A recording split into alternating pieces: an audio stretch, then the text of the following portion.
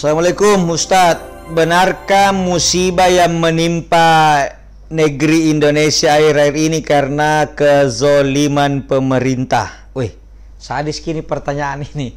Jawabnya mulai dari mana ini? Di dalam Al-Quran Allah subhanahu wa ta'ala berfirman, A'udzubillahi minasyaitonirrajim, Zaharal fasadu fil barri wal bahri bima kasabat aidin nas. Engkau melihat kerusakan di bumi ini, di laut, di daratan, disebabkan oleh ulah tangan-tangan manusia itu sendiri. Ya, bima kasabat aidin nas itu bermakna akibat perbuatan manusia sendiri. Jadi mohon maaf, saya tidak membela pemerintah, saya tidak membela rakyat, tapi salah kalau kita mengatakan benarkah ini karena kezaliman pemerintah? Tidak.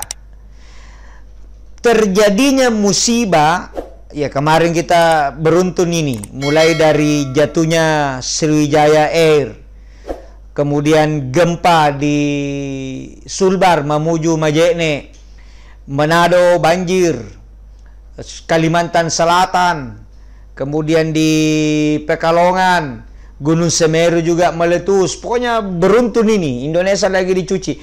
Pertama, bima kasabat aidin nas, karena perbuatan manusia sendiri.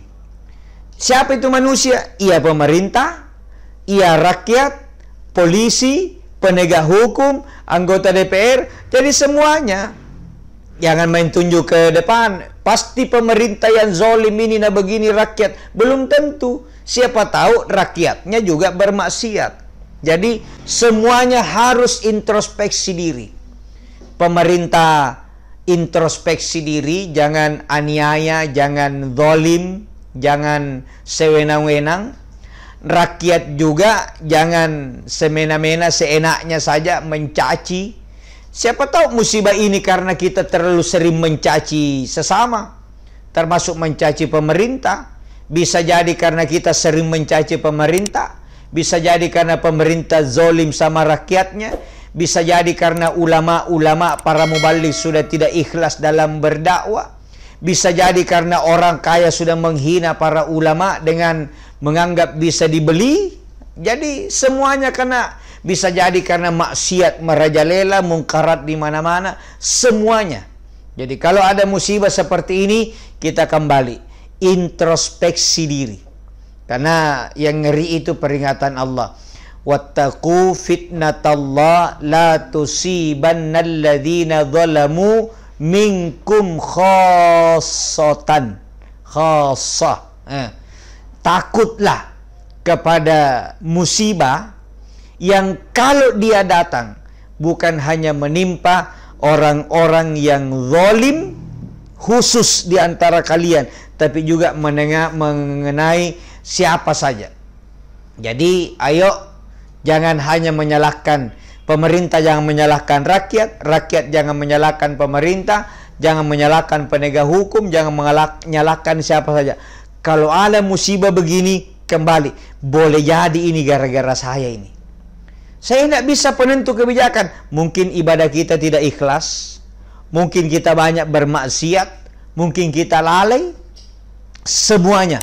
Jadi, jadikan musibah ini pelajaran untuk kita semua. Termasuk musibah COVID. Boleh jadi ini teguran. Yang jelas, prinsipnya itu musibah. 3, kalau yang kena orang yang beriman, ujian. Ujian itu 2. Kalau lulus naik kelas, kalau tidak lulus tinggal kelas. Tapi tidak ada yang turun kelas.